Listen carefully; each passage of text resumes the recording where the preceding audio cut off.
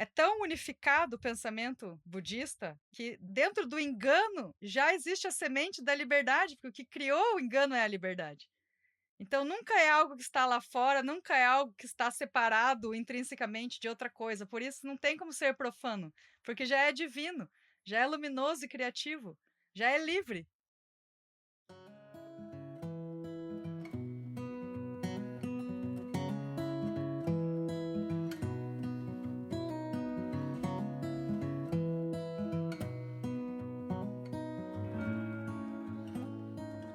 Olá, bem-vindos ao Medicinar Podcast, um programa conduzido por Fernanda Castellano e Mariana Scarpa, que aborda as questões relativas à saúde por meio do cultivo interno, à luz da medicina chinesa e da psicologia budista. Se você busca o autoconhecimento e a preservação da saúde, este programa é para você. Medicinar Podcast, reflexões que conectam.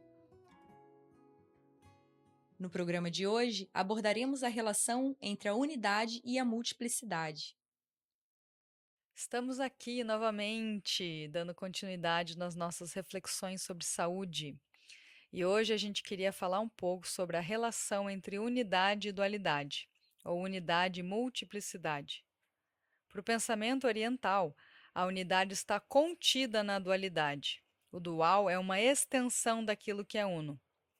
E esse pensamento se derrama sobre a cultura e a forma de experimentar o mundo lá no Oriente. No entanto, aqui no Ocidente, como cultura moderna pelo menos, essa dualidade se vive como uma cisão. O corpo é oposto da mente, a matéria é oposta do espírito, o profano é oposto do sagrado. E isso impacta profundamente na nossa saúde. Então vamos dar uma volta pela filosofia ocidental para começar essa discussão, com a ajuda da nossa maravilhosa filósofa, Mariana Scarpa. Né, Mari? Na época da faculdade, assim, a gente estudava a história da filosofia da seguinte forma. Você tem um marco de início da reflexão do pensamento com os que se chamam filósofos pré-socráticos, e a questão que eles levantavam assim entre eles era pela busca do princípio de tudo. Como é que é possível que algo se manifeste e o que fundamenta isso que se manifesta? Tem um princípio gerador da vida? Tem um princípio que fundamenta toda a vida e toda existência? E aí você tem, dentro desses pré-socráticos, um filósofo bem interessante que é o Heráclito, e ele vai trazer como esse princípio fundador o fogo. O fogo é aquilo que transforma e dá vida às coisas. E o Heráclito, ele tem uma passagem bem interessante quando ele fala que um homem não se banha no mesmo rio duas vezes. Porque quando o homem entra nesse rio, ele já não é mais aquilo que ele era anteriormente. Assim como o próprio rio não é mais a água que ele se banhou anteriormente. O rio está em transformação, o homem está em transformação, e essas transformações é o que engendram a vida. Você enxerga que os pré-socráticos eles viam a vida de uma forma mais unificada, não dividida, entre vários conceitos que podemos atribuir como divididos? Tipo corpo, matéria, espírito, mente, espírito, corpo, sei lá. É que tem uma questão, né, que embasava todo o pensamento deles, justamente assim, por observar as coisas, a multiplicidade da vida, nas suas zilhões de formas possíveis. Se dentro dessa multiplicidade das coisas que se manifestam, qual seria, se teria, um princípio unificado, né, uma unidade entre todas essas diversas multiplicidades, todas essas diferentes manifestações. E eles buscavam essa unidade, cada filósofo dessa época dos pré-socráticos, através de um elemento que representasse essa unidade, né. Então, no caso do Heráclito, era o fogo. O fogo era esse elemento que permitia com que, todas as multiplicidades acontecessem. O fogo transmutava a unidade em multiplicidades, que está ligado ao elemento, mas que transcende o elemento, porque, assim, não é o fogo físico quando o Heráclito fala do fogo, é num sentido mais, metafísico, assim, porque ele vai ser o princípio fundador de toda manifestação. É um princípio que estrutura toda a realidade, então toda a realidade, tudo aquilo que aparece, tudo aquilo que se manifesta, toma esse princípio como referência para vir a ser, aí é nesse sentido que o Heráclito fala do fogo. Então, assim, a questão para eles era de como que dessa multiplicidade você tem essa passagem para a unidade, como da unidade você tem a multiplicidade. Tá, mas o que eu não tô entendendo, guria, é por que que os pré-socráticos consideravam uma visão de mundo de unidade, assim? O que que fazia desse pensamento ser uma característica de unidade que depois a gente vai ver que não era assim, né? Depois passou a existir uma divisão. Então, se tipo pudesse falar assim, olha, é por causa disso que eles pensam que é uma unidade, em oposição a os outros que vão pensar isso que é uma divisão. Na verdade, assim, você pode fazer um corte dentro da história da filosofia para abordar esse tema da unidade e da multiplicidade, porque é um tema que vai perpassar vários filósofos. A especificidade dessa questão consiste justo em saber como que cada filósofo lida com a unidade e com a multiplicidade. Como que isso se dá, por exemplo, dentro do pensamento do Heráclito, que você tem um elemento que é o fogo, fazendo às vezes dessa unidade, para falar da multiplicidade e das transformações que é a própria vida, até mesmo pelo exemplo do rio que corre, porque isso é a multiplicidade e a transformação e o fluxo da própria vida. Mas você tem um rio, você tem uma unidade rio, você tem uma unidade homem, você tem uma unidade X dentro das transformações que aquele próprio homem tem, dentro das transformações que aquele próprio rio tem.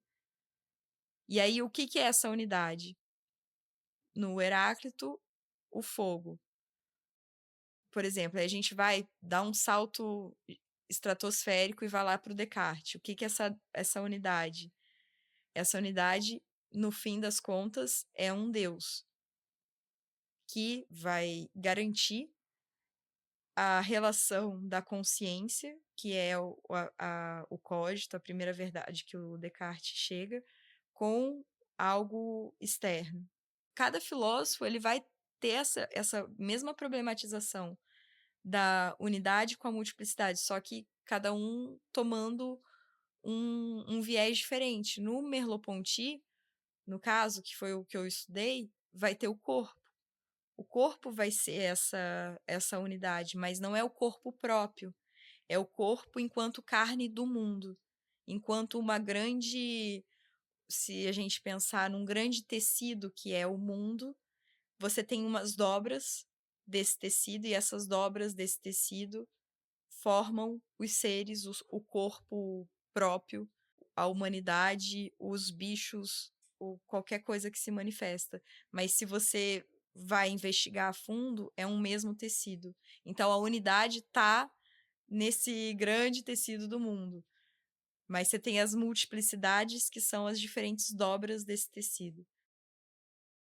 Mas assim, por exemplo, tem uma frase do Descartes que é a mais conhecida de todas que diz: "Penso, logo existo". Dentro da minha ignorância filosófica e das leituras que eu fiz superficialmente a respeito disso ao longo dos anos, eu fiquei com a impressão que isso é um marco na história ocidental. Eu imagino que não surgiu dele, mas que fez um marco de uma divisão bem explícita, por assim dizer, de que eu existo porque eu penso isso para mim desce um pouco estranho, porque se a gente for beber da filosofia oriental, seria um absurdo falar isso, mas de todas as formas é a nossa cultura, né, ocidental baseada nisso. Então eu queria entender, assim, se houve algum momento da história da filosofia e cultura ocidental que não se pensava dessa forma e como, assim, talvez não perfeitamente traçando uma linha, mas de algum jeito como isso foi se transformando para chegar nisso, assim, penso logo existo. Porque quando ele fala isso, e eu vou falar dentro da minha ignorância, me parece que ele não está considerando o corpo. E o que eu vejo da cultura ocidental hoje em dia é um descaso com o corpo, uma desvalorização do corpo como vida, e que o que mais importa é o pensamento, o raciocínio, a lógica, a estratégia, e a nossa saúde está em detrimento grave por causa disso. Então, eu queria entender se como é que foi fazendo assim essa de repente, isso se transformou de uns filósofos que entendiam o princípio da vida como coisas naturais, por exemplo, como Heráclito pensando no fogo, e foi desenvolvendo até que chegasse num penso logo existo. Tem duas coisas que eu acho que é importante colocar, assim. Uma, dentro dessa maneira do Descartes trabalhar com a filosofia, não significa que ele também não esteja se ocupando da questão do fundamento. E a questão do fundamento é como do uno se passa para o múltiplo, como do múltiplo se tem o uno. Quando você me pergunta sobre o marco que o Descartes tem assim dentro da história da filosofia, é porque com as meditações cartesianas, em que o Descartes se debruça sobre o próprio pensamento, buscando como que ele pode fundamentar, como é que ele pode falar de alguma coisa, como é que pode haver verdade, como é que pode ter um sentido, como é que ele pode afirmar qualquer coisa, se o que ele observa que tudo no mundo é perene, está sujeito à ação do tempo, então é instável, ela se deteriora, ela não se sustenta por si mesma. Então ele vai pegar assim um pedaço de cera. O que que faz a cera ser a cera, né? Como que eu reconheço esse pedaço de cera? Porque se eu derreter ela, ela também não vai ter forma. Eu posso adicionar cores, mas aquela cor não é propriamente dela. Então, assim, o que que torna a cera cera? Aí ele vai investigando. Então, assim, é a mesma questão. Estou procurando a unidade disso que está se manifestando de diversas formas. E aí ele vai dessas coisas simples para coisas mais complexas. Por exemplo, o próprio ser humano. O que que no homem se tem de fixo, imutável, de verdade que eu possa afirmar que faz o homem ser o homem? Porque o homem tem percepções que elas podem se enganar. Eu posso achar que aquele objeto que eu estou vendo ao longe é um barco, quando no fundo era só um pedaço de madeira, que quando eu me aproximo ali era só um pedaço de madeira. Então, a minha percepção ela pode me enganar das coisas do mundo. Então, como que eu consigo encontrar a verdade última daquilo que eu estou percebendo? E aí ele vai questionando, vai colocando em dúvida todas as possibilidades de verdade que ele poderia aceder com o pensamento dele. E aí a dúvida dele chega a tal ponto, que eles chamam de dúvida hiperbólica, porque ela é hiper extasiada, assim, né? Ela chega num ponto tal de colocar em dúvida todas as coisas que não resta mais nada. Quando ele chega nesse ponto de quase suspensão dos juízos, se tem um acesso, ele tem um vislumbre do que poderia ser uma primeira verdade, que é a primeira verdade do pensamento. Mas e o meu pensamento? O pensamento sobre as coisas, ele pode se enganar, mas o meu pensamento, enquanto pensa sobre si mesmo, enquanto ele se percebe pensando, ele existe. E essa existência do meu pensamento é o que Descartes vai colocar como a primeira verdade do cogito. A frase famosa, né? Cogito ergo sum, assim, que eu penso, eu existo, e a minha existência ela vai estar atrelada a esse movimento do pensamento no momento em que ele se pensa pensando. Essa vai ser a primeira verdade que se chega, assim, que o Descartes chega. Aí, dali, dessa primeira verdade, que é a verdade do pensamento, como que ele pode garantir que esse pensamento sobre as coisas do mundo esse pensamento seja verdadeiro, seja real, uma vez que ele tem essa possibilidade do engano, que as coisas, que as percepções que ele tem, que ele já viu, né, que ele tem do mundo, das coisas, elas podem nos levar ao engano. Então, o que que garante que esse pensamento, que não tem corpo, porque o cogito não tem corpo, o cogito é pensamento. Por isso que também, quando você fala dessa questão da cisão, né, do corpo e da consciência, o Descartes é super importante, porque esse cogito, essa verdade que ele chega pelo raciocínio, mas isso exclui o próprio corpo, porque o próprio corpo, que é aquele que tem as percepções através do olhar, através dos sentidos visuais, táteis, sensoriais, olfativos, tudo isso pode levar ao engano. Então é tipo assim, o corpo ele não é confiável. Sim, porque ele tem uma materialidade. O corpo, ele está sujeito às ações do tempo. Ele tem uma limitação. O pensamento não. E aí vem a figura de Deus para fazer esse esse terceiro termo que liga o próprio pensamento às coisas que ele pensa fora dele. Então, assim, eu tenho um pensamento sobre essa garrafa, o que vai garantir que essa garrafa existe ou não é essa figura do Deus que vai possibilitar que o meu pensamento não fique só ilhado sobre si. Esse meu pensamento pode atingir as coisas do mundo. Apesar dos enganos, você consegue ter uma relação com o mundo. E essa relação com o mundo, ela é assegurada por Deus. E aí é Deus quem garante a unidade das diferentes existências desse mundo. É, como você disse ali, né? Entre o sujeito que pensa e o objeto que é observado, existe para Descartes Deus fazendo essa ponte. Para a psicologia budista, essa ponte é feita pelo corpo. Não existe como você pensar sem o corpo, porque é uma conjuntura de vários fenômenos que acontecem com a tua própria percepção, né? Tipo, tato, audição, paladar, que é a forma como a gente experimenta o mundo.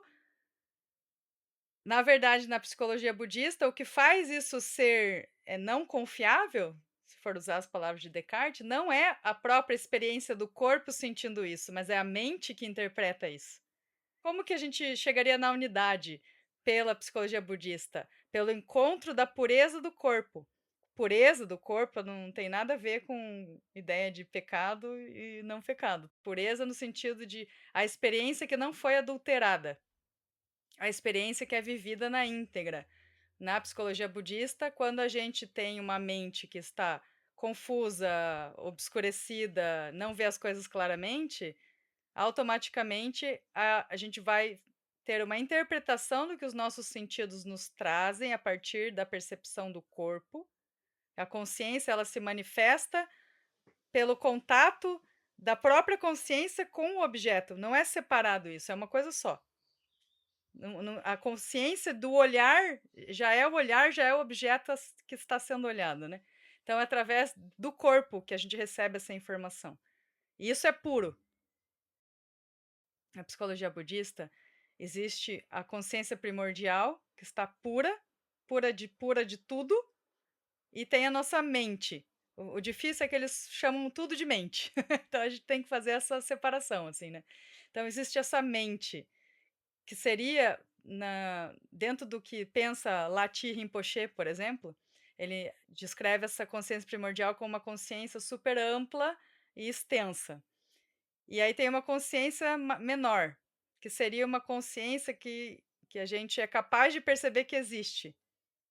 Dentro de cada uma das pessoas, a gente tem uma representação dessa consciência maior, como se fosse individual, uma consciência individual, vamos dizer assim, que está ligada à consciência maior. Mas para que eu possa perceber sobre a consciência, eu tenho que ter entre aspas, né, uma consciência minha. E a partir dessa consciência, que é o que eles vão chamar de mente, a minha mente, ela tem funções mentais.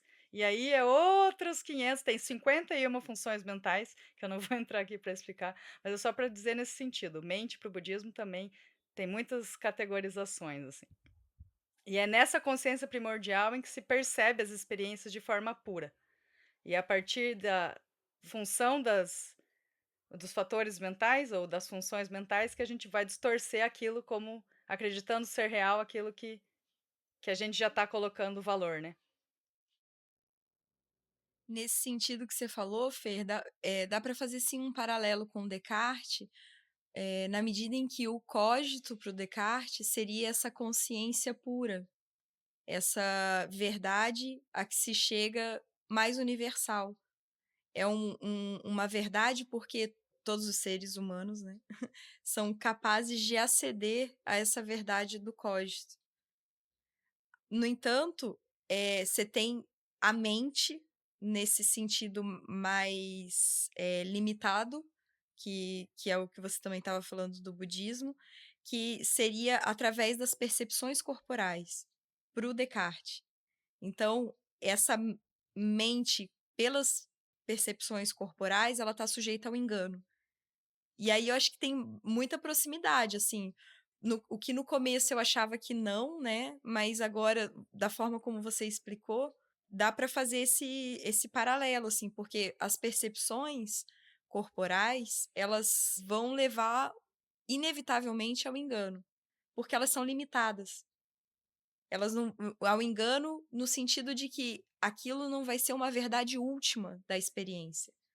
A verdade última da experiência, ela só vai se dar nesse nível que você não tem mais como ter um corpo para viver essa verdade. Você tem que ser, ela só pode ser acedida pelo próprio pensamento. E aí tem essa, que é o cogito. Então você tem esses dois níveis, assim. Você tem esse pensamento que vai garantir uma verdade universal. E você tem o pensamento mente mais estreita que é através dessa relação com o corpo. É, então, mais ou menos, porque assim, o pensamento, ele é um dos fatores mentais. Então, quando a gente fala mente, não é sinônimo de pensamento. Se for para dizer qual que é a experiência de mente no budismo, o mais próximo, talvez, que a gente chegue, porque tem coisas que é difícil explicar, né? De colocar palavra em coisas que não dá muito bem para explicar, seria o silêncio, a quietude, a, a, a, a redução do movimento, porque o movimento pode ser um pensamento louco lá, frenético, que está te fazendo pensar e interpretar o mundo de várias formas, né? Mas o mente, dentro de várias possibilidades de funções que a mente tem, o pensamento é apenas uma delas. Né? Então, nesse sentido, a psicologia budista diria que não tem como você chegar numa verdade última pelo pensamento.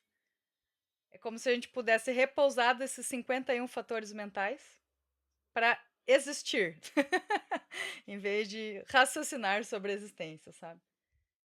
Então, a ideia do Descartes pode sim se assimilar ao budismo, se a gente considerar o cogito como consciência, no sentido de se estar consciente de que se está pensando. No entanto, para mim, o grande erro dele foi ignorar o corpo como forma confiável de experimentar o mundo. Então, para resumir, o budismo estaria dizendo que a forma confiável de se experimentar o mundo é a partir do silenciamento da mente pensante ou da mente de percepção, enfim, de outras mentes que estão contaminadas já a priori, e que é através do corpo que a gente consegue ter uma experiência mais íntegra do que a gente está vivendo. Porque o corpo, ele é somático nesse sentido, ele apenas recebe a informação. É como os animais, assim, eles são mais puros, né? Eles não estão raciocinando sobre a informação. O corpo, ele recebe. A mente que distorce. A mente como pensamento, né? Distorce. E para o Descartes é o contrário. É o corpo que não se pode confiar, que está distorcendo a realidade, e a mente, através do pensamento, que pode dizer o que é puro. É a verdade, né? Hum. Então, eu acho isso super interessante, assim, de como que a gente vai. Não só existir uma cisão do que antes podia ser talvez um pouco mais unificado, mas é que para mim o que mais me importa de todas as divisões que se fez no Ocidente, em termos de saúde, né? O que mais vai afetar a nossa saúde para mim é a cisão corpo-mente, o corpo-espírito, o corpo-divindade, assim. A impressão que eu tenho do cristianismo é que se colocou Deus fora da gente e aí o corpo passou a ser o impedimento para a experiência de Deus. E por isso ele passou a ser profano. E eu acho que de alguma forma existe um duplo suporte entre Descartes e a religião cristã que assenta nessa coisa da divisão. Um está sustentando o outro ali para a gente pensar dessa forma por milhares de anos. Faz sentido ou como é que você pensa em relação a isso? Faz sentido na medida em que ambos buscam um fundamento numa figura que transcende o corpo, no fim das contas. Se o Descartes consegue, através do cogito, chegar a uma primeira verdade, essa primeira verdade ela só vai ter sentido universal quando ele chega na existência de Deus, para garantir que a relação desse cógito com o mundo. No cristianismo, a mesma coisa, você vai ter a figura de Deus como unificador, como o criador de todas as diferentes manifestações no mundo. Quando a gente fala assim de tipo o Deus, né, do cristianismo, o Deus para Descartes, enfim, em oposição a outras formas unificadas, por assim dizer, de pensar, estou querendo dizer mais no sentido assim que Descartes e o cristianismo estão vendo Deus como algo que está fora de mim. E a unidade para mim é ver Deus como eu sendo uma manifestação de Deus e não há uma diferença entre Deus e eu, mas não no sentido que eu sou todo-poderoso, no sentido que eu vou explicar isso melhor assim. O budismo não é monoteísta, né? Existem os Budas, né, os santos, mas como princípio de unidade, o que está mais próximo disso é a consciência primordial, ou o que eles chamam de consciência búdica. Não é uma figura que está lá em algum lugar que criou tudo isso. Como a filosofia budista é uma filosofia que, nos seus fundamentos, está questionando a verdade do sofrimento, e isso tem tudo a ver com saúde, por isso que a gente está trazendo aqui, está além de Deus ou não Deus. Porém, se entende a unicidade de todas as coisas através dessa consciência búdica. Buda significa o iluminado. O iluminado tem várias interpretações, mas uma delas é aquele que está livre dos enganos. Para que ele possa se encontrar livre desses enganos, ele silencia. Então é como se tivesse assim: nós temos uma casa que se chama corpo, e a gente vai abrir a porta dessa casa e entrar no corpo para encontrar esse silêncio.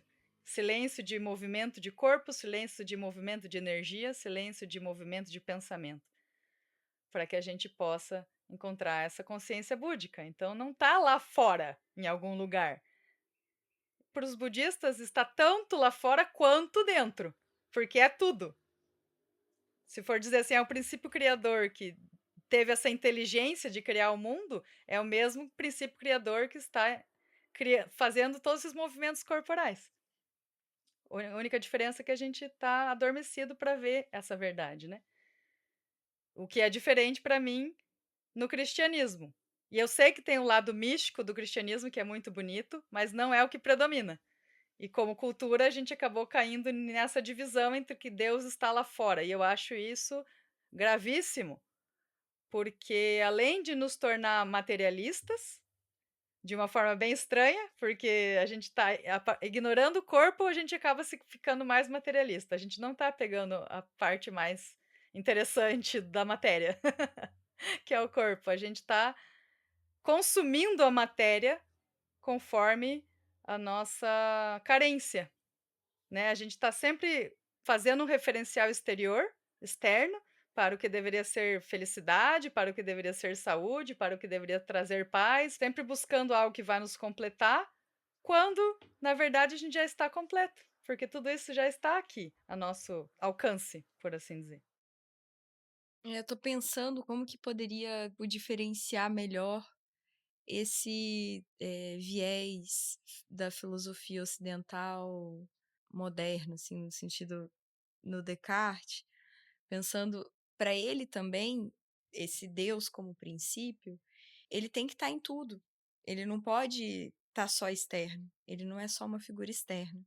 Ele tem que estar permeando todas as relações. O princípio justamente é aquilo que permite com que todas as relações aconteçam, mas ele não se limita nas manifestações, mas ele é o que permite que tudo aconteça. Não discordo disso. Só que o problema disso é que se a gente separa o corpo dessa experiência, a gente vai pensar sobre Deus em vez de experienciar Deus. E para mim essa é a grande diferença dessas duas formas de pensar. Não estou aqui para condenar o cristianismo, estou aqui para dizer que, pela grande maioria, da forma como Descartes influenciou a cultura, junto com a religião cristã monoteísta, que fez essa divisão que Deus está fora, se construiu toda uma forma de pensar ocidental que chegou à sua máxima expansão insustentável. Para mim é o marco da divisão, assim. E eu acho que, humildemente, né, é por conta da profanação do corpo. O corpo foi visto como um pecado, o corpo foi visto. Imagine na Igreja Católica, então, minha Nossa Senhora, o prazer é proibido. O prazer ele é visto de uma forma diabólica, né? Mas por outro lado, eu me pergunto assim, nossa, gente, se não for pelo prazer, eu não digo prazer como uma solução de carência, senão o prazer como uma abertura de vida. Como que isso não seria Deus? E eu acho isso muito interessante, porque dentro da visão do budismo, da psicologia budista, não existe a noção de pecado. Existe um termo no budismo que se chama avidya. Vidya é visão ou sabedoria, e a é não, é a negação disso, né? Então, a vidya, ela aparece para nós quando nós perdemos essa consciência primordial de Buda, aquela que vê as coisas sem nenhuma interpretação. E essa consciência, gente, é muito mais, mas eu estou trazendo para esse exemplo específico, tá? Então, a vidya, vamos falar assim melhor, a vidya, que é a visão, ela enxerga as coisas como unificadas. Por exemplo, a Mariana, minha amiga, eu acho ela maravilhosa. Ela nela mesma não tem nada de maravilhoso. Desculpa, Mari, falar assim. Ah, poxa, Fê, aí você sacaneou. Acabou, né? Pô.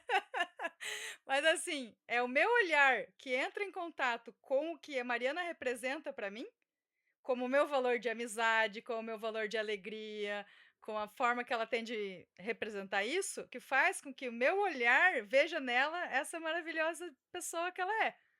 Só que outra pessoa, talvez por outro contexto que tem em si, tendências de energia, história, religião, cultura, etc., vai olhar para ela e falar: Nossa, mas essa guria aí ela é meio estranha. Como que você acha ela maravilhosa, Fernanda? Não tem, é muito estranho isso. Então, a coemergência seria isso, assim, o meu olhar junto com o objeto que dá brilho para aquilo, ter um valor para aquilo. E a vidya é a gente não perceber que isso está surgindo junto. Então eu afunilo a minha visão para pensar a Mariana só pode ser maravilhosa. Aí o que acontece quando a Mariana faz um negócio que me desaponta? Ela é o inferno na terra. A Mariana é a pior pessoa do mundo, que ousadia ela fazer isso comigo. Por quê? Porque minha visão estava funilada. Eu peguei só uma parte da verdade ali, eu só peguei um lado. Eu não vi o obscurecimento da minha visão. Uma coisa que o Lama Santem fala, né? A avidya, ela é obscurecimento. Porque quando ela escolhe uma forma de ver a Mariana, ela está limitando a gente ver a Mariana de outras formas. Então, não tem um valor intrínseco. É sempre a gente que está dando esse valor. Por isso que não existe a noção de pecado. Intrinsecamente, a gente não tem como dar um valor que não seja a partir de um pensamento, talvez, de uma cultura religiosa, ou talvez não religiosa, mas de uma cultura, de um moralismo do que é certo e o que é errado. E o que o budismo está fazendo é falar: você percebe que tudo isso é uma construção? Até porque, em diferentes culturas, a noção de pecado ou de bem e mal vão ser diferentes. Então, não tem nada naquela situação que seja intrinsecamente profana. Como eu estava explicando da avidya, né, que é a não visão, dentro da própria avidya, segundo o pensamento budista, eu acho isso tão bonito, é que mesmo dentro dela existe a unidade. Existe vidya, porque assim, a natureza de Buda em nós, que é essa consciência prístina, mais pura, ela é prístina e pura porque ela pode dar surgimento à criação, porém ela está livre da criação. Quando a gente está confuso, eu só olho a Mariana como maravilhosa, eu não olho ela como sacana, por exemplo. Então, assim, se existe a vidya, é porque existe uma consciência primordial que dá criação para aquilo. O único problema é que a gente está preso vendo de uma forma só. A gente não está vendo que existe uma liberdade de criar.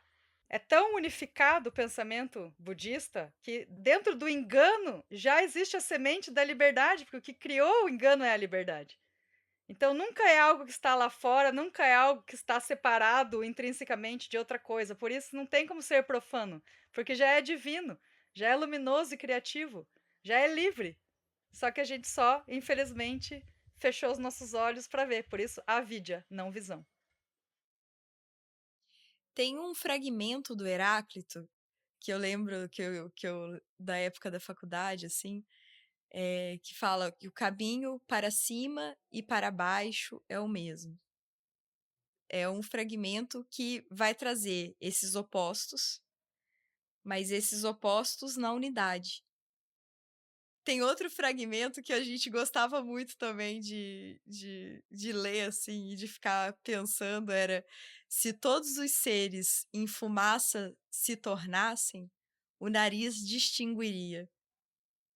Que também traz da unidade. Que massa! Porque as múltiplas manifestações, quando elas transmutadas, né, por um mesmo elemento, que seria a fumaça, você teria uma unidade, que seria a unidade e a fumaça, mas você conseguiria distinguir as diferenças mesmo nessa unidade, você conseguiria distinguir as diferenças.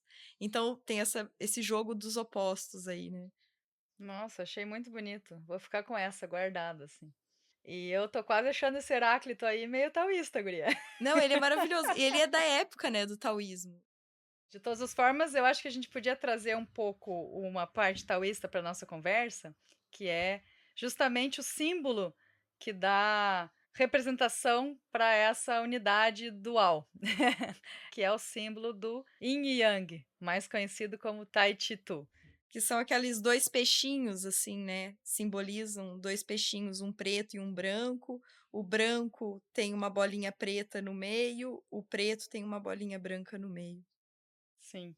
Mas o que eu acho mais legal de contemplar esse símbolo é que a maioria das vezes, quando a gente olha para ele, a gente está avidiado, já querendo só olhar a dualidade do símbolo, né?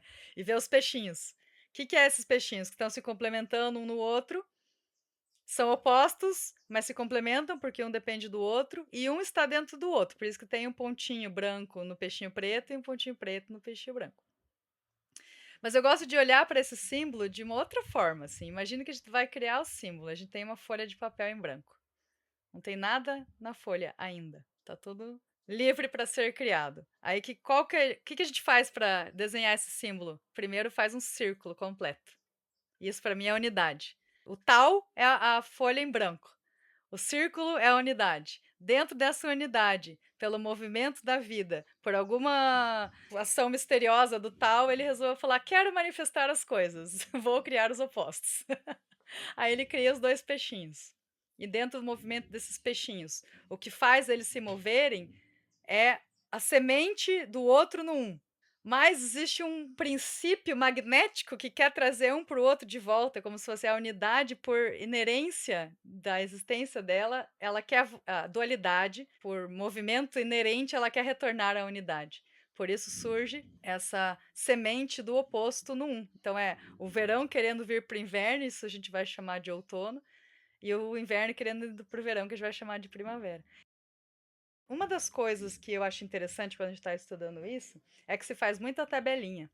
A tabelinha de que o negro e o branco, o yin é negro, o yang é o branco. O yin é feminino, o yang é masculino. E quando a gente faz isso, eu acho que a gente perde o ponto. Porque não é sobre isso. Porque veja só a tendência de a gente já colocar numa coluna várias características, bem e mal, porque a gente vai ter que escolher. Um é bem, outro é mal. Onde que a gente vai pôr o mal aqui? No feminino ou no masculino? E eu acho que isso tá perdendo o ponto, porque primeiro vai tendenciar a nossa visão, senão que não faz a gente ver que uma coisa não existe independente da outra. A gente só existe um conceito de bem porque existe um conceito de mal. Só existe o céu porque existe a terra. Não tem como você falar. O que é o céu se a gente não puder referenciar ele com a terra? A gente precisa sempre ter um ponto de referência. Então, o yin e o yang, eles na verdade estão sempre colocando assim, ó. Existe um complementar oposto. Não importa o nome que você chame. Não é totalmente irrelevante que você categorize yin como obscuro e yang como luz. Troque a coluna da tua lista aí. Vai fazer sentido do mesmo jeito.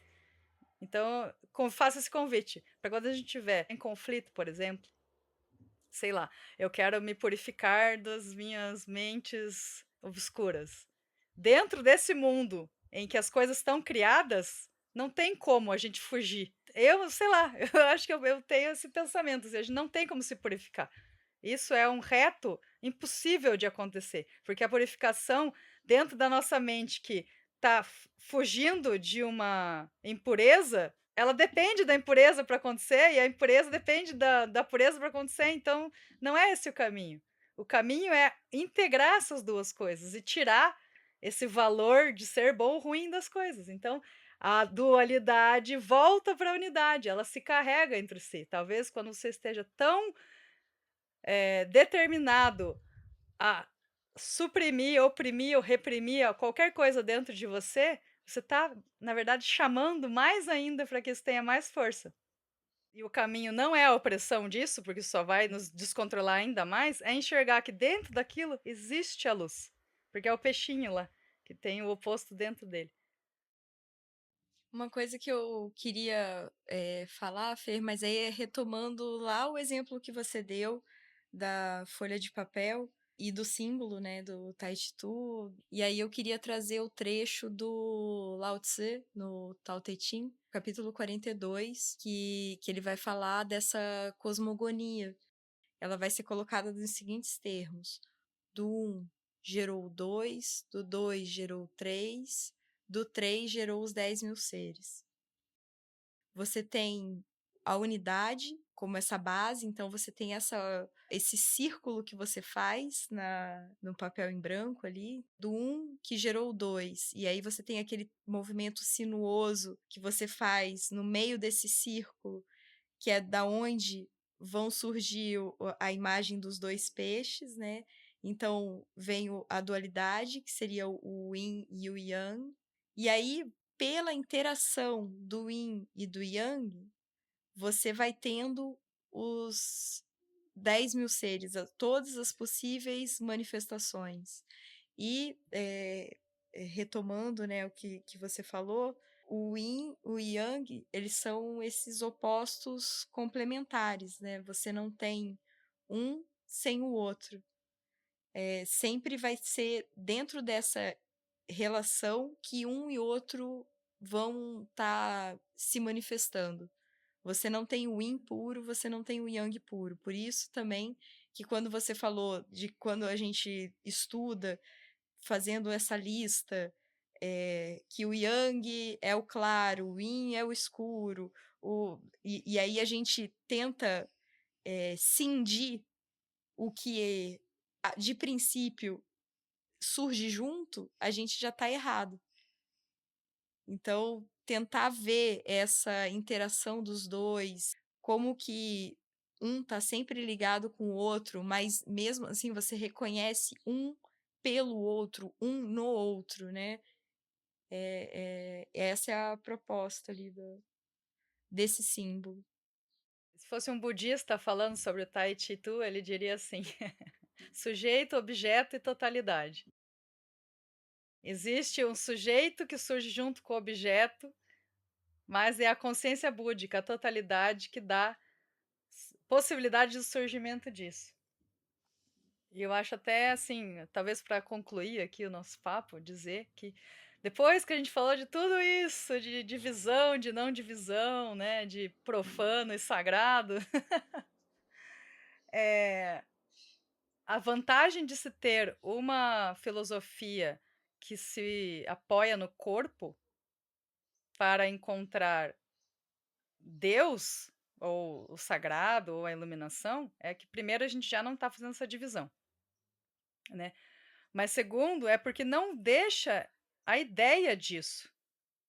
Quando eu chegar na iluminação, eu nem sei o que que é isso, gente. Não, é só mais um conceito para mim, porque eu não tenho essa experiência, sabe? Mas como caminho, como método, não dá para ser fake, entendeu? Não dá para colocar aquela cara de paisagem diante das coisas e tomar suco verde todos os dias de manhã e falar namastê para todo mundo, achando que com isso você está mais próximo de estar unificado na sua vida. Senão que dentro do estágio, vamos dizer assim, que a gente está agora, que só é um estágio porque a gente não percebe que já está nessa consciência búdica, né? No fim das contas não teria estágio nenhum, mas como a gente não enxerga, no fim acaba tendo, né? A gente está confuso. Dentro da nossa confusão, a gente tem que abraçar a confusão, a gente não pode fugir dela, porque senão ela nunca vai ser transmutada, ela nunca vai ser integrada com o seu oposto para que se transmute. Coragem, gente, para que a gente saiba e possa, com auxílio de algo ou alguém, mergulhar nas nossas águas profundas. Não existe espiritualidade sem mergulhar nisso e sem tomar o corpo como isso. Se for só pelo pensamento, a gente vai ficar muito distante de uma bem-aventurança.